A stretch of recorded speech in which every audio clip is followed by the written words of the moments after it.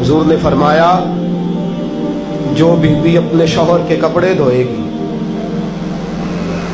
کیسے خوبصورت جملے، فرمایا جس نے اپنے شوہر کا ایک جوڑا دھویا اللہ اس کو 1000 نیکی عطا فرمائے گا۔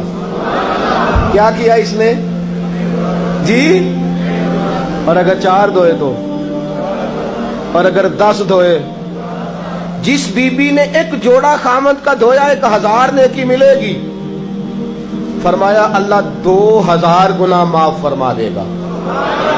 اور جس بی بی نے ایک جوڑا اپنے خامد کا دھویا، میرے رسول پاک صلی اللہ تعالی علیہ وسلم فرماتے ہیں اللہ اسے اپنے قرب کا 1000 درجہ عطا فرمائے گا۔ جس نے ایک جوڑا اپنے خامد کا دھویا، سید عالم صلی اللہ تعالی علیہ وآلہ وسلم نے فرمایا عورتیں گلہ کرتی ہیں شوہروں کا، شکوہ کرتی ہیں۔ میں پھر عرض کرتا ہوں، میری حیثیت ایک ناقل کی ہے، بہت سی غلطیاں، بہت سی کوتاہیاں زندگی کا حصہ ہے، ایک ناقل ہوں، بات پڑھتا ہوں آگے بیان کر دیتا ہوں۔ میں جدوں دی تیرے گھر آئیاں سکھ ویکھیا ہی نہیں، جب جد دی تیرے ال آئیاں نا وہ دیکھو کتنا اعلیٰ ہے، وہ اس کی بیوی کتنی۔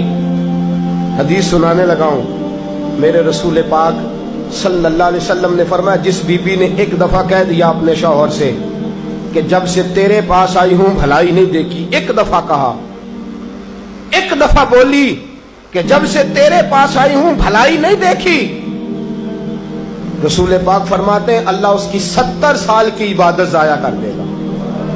اس عورت کے 70 سال کے نیک اعمال ضائع ہو گئے، جس نے ایک بار بلے شاہ آسمانی اڈدیاں پڑھنا ہے، آ جڑا گھر بیٹھا انہوں بیٹے کی جنت ماں کے قدموں میں، اور عورت کی جنت اس کے شوہر کے۔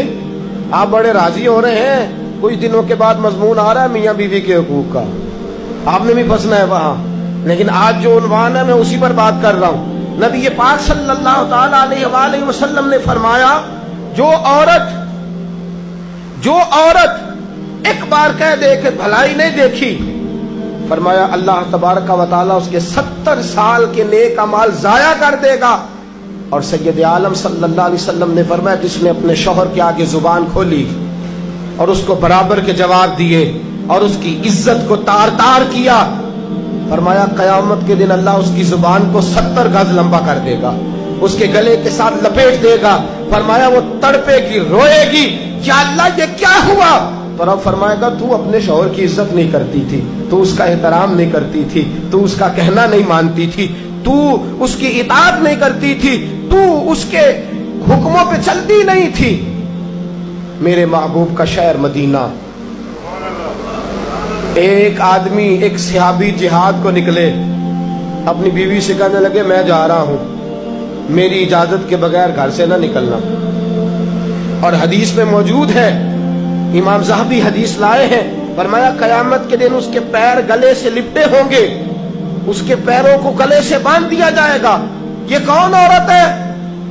تو رب فرمائے گا یہ وہ تھی جو خامد کی اجازت کے بغیر گھر سے نکلا کرتی تھی، بغیر اجازت کے گھر سے نکلتی تھی۔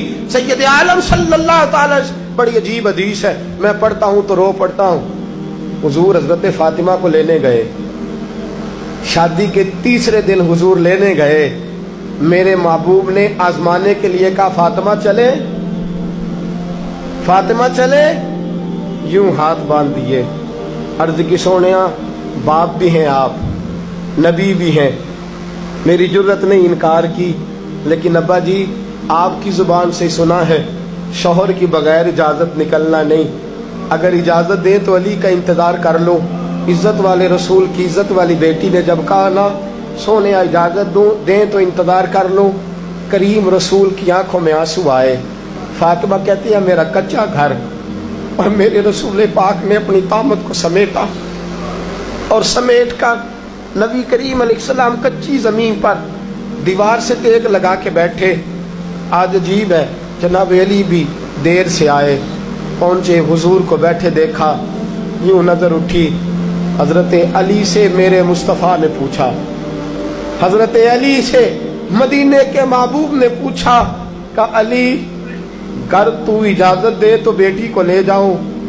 हजरत अली फूट फूट के रोए, मेरा रूप भी नहीं ते मेरा रंग भी नहीं ते मैनू यार मनाण दा ढंग भी नहीं। तू अमीरे हरम, मैं गरीब बेनवा, तू कुजा मन कुजा। सोने अली जितनी भी इज्जत है तेरे कदमों की बरकत से है, हुजूर मैं इजाजत दूं। फरमाया फातिमा को मैंने सिखाया है।